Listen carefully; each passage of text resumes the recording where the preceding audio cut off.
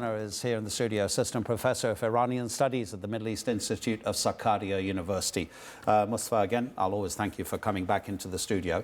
If you think I'm repeating myself, it's because hopefully new viewers are joining us all the time. I don't know. And we need to hear something you spoke with me about 2 hours ago. Yeah. I asked you if this is possibly the most consequential war of our lifetime. Yeah, I think so, because it has many different effects over the region. We just heard that Azerbaijan withdrew its diplomats. It's another effect of this, situation, this war. And we can expect that kind of, happenings to, be realized in the near future and in the medium and in the long run also. It is affecting the region directly and indirectly. It depends on the strategy of Iran and the strategy of, other side. So, such as Iran has a strategy, actually twofold strategy. One is about the domestic side of, domestic part of the country. They are trying to keep the elite level union intact. So they try to keep, maintaining this elite unity. And on the other side, they are trying to keep the state-society bond alive and intact. On the other side, they are directly expecting military results by attacking the US bases in the region, Israel directly, and other targets. But another part of this, apart from the military operations, it has also economic aims, like by conducting attacks against Dubai or shutting the Strait of Hormuz. It tries to send some economical global shockwaves. So there are many phases of this issue, and according to that, there are many possible consequences. Yes, it's the most consequential war in our lifetime, in my lifetime so far, I can say that, and possibly in your lifetime also, because Iran is a huge country. 90 plus million people live inside Iran. Vast, geography, mountainous geography. It's really difficult to, send your ground forces. It would complicate the issue even more. So I know that Trump administration and Israel, because it's their, coordinated attack against Iran, they have some, several alternative options against Iran, but all other options are too costly. All choices have their alternative costs. So yes, very much consequential for Iran, for the United States, for Israel, for all region, and also, taking into consideration the economic shockwaves coming from Strait of Hormuz, Dubai. So it's also producing negative outcomes for Europe and other parts of the world. Absolutely. I have just one illustration, which I mentioned earlier. Petrol has risen by 27 cents per gallon since the war began in the United States. And we know how much American voters are concerned about their cost of living crisis. If you don't have a vehicle in America, you essentially can't live in the country. Yeah, exactly.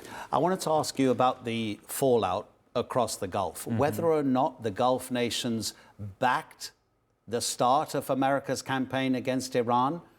Might they be recalibrating? You saw this story, right? This billionaire Emirati, who is very influential amongst the elite in the UAE, has written an open letter to Donald Trump berating the American president and criticizing him and saying he didn't have the right to impose a war on those Gulf nations.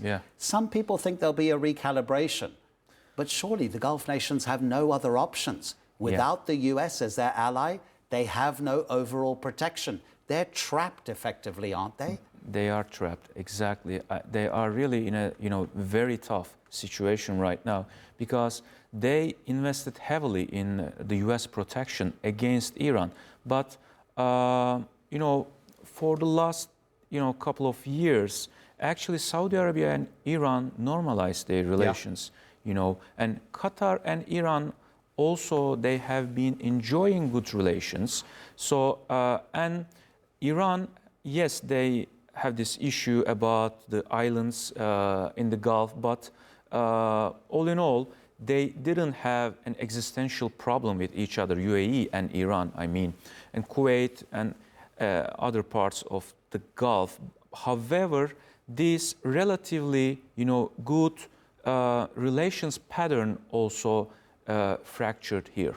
So this is really distressing the Gulf states, their population, because every option has its own cost. This is war.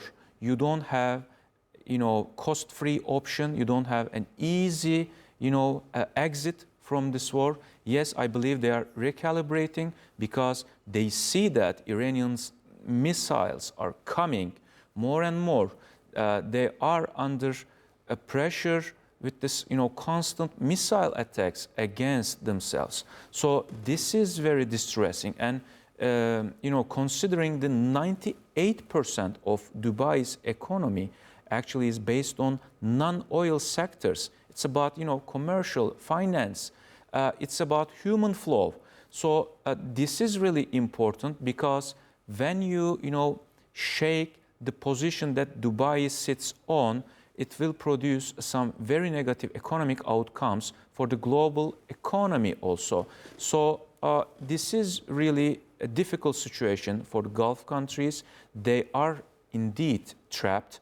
And I don't expect in the near future, but in the long run, maybe they can also consider being a united military force against Iran. This is an alternative cost for Iran's actions on the other hand. So Iran is attacking, maybe it will backfire in the long run as a form of military pushback from Gulf states. So this is not an easy geopolitical jigsaw to solve. Here we will wait and see. In about 90 seconds, Mustafa, can you answer the question about whether actually regime change, if it's desired by Israel and the US, might actually be the worst possible result for Iran? Because of 1979 to now, if the entire structure collapses, there will literally be nobody to organize anything in the country. Exactly, because as you know, there is no alternative political circle that would take the government, positions inside Iran. I mean, organized elite level opposition. So it has no alternative. If you, destroy this system, there is no one to come and establish another one. So it will be total, destruction, no regime change. It will be possibility of civil war, yeah, even possibility possibly. of fragmentation of the country. Various ethnic and sectarian groups would emerge, and they would claim some territories. They would engage in, armed conflict. So it would also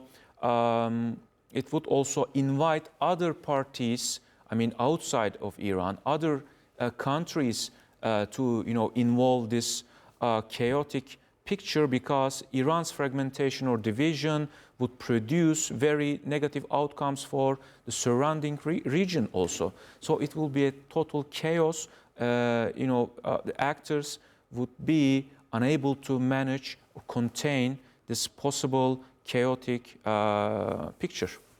Mustafa, again, thank you.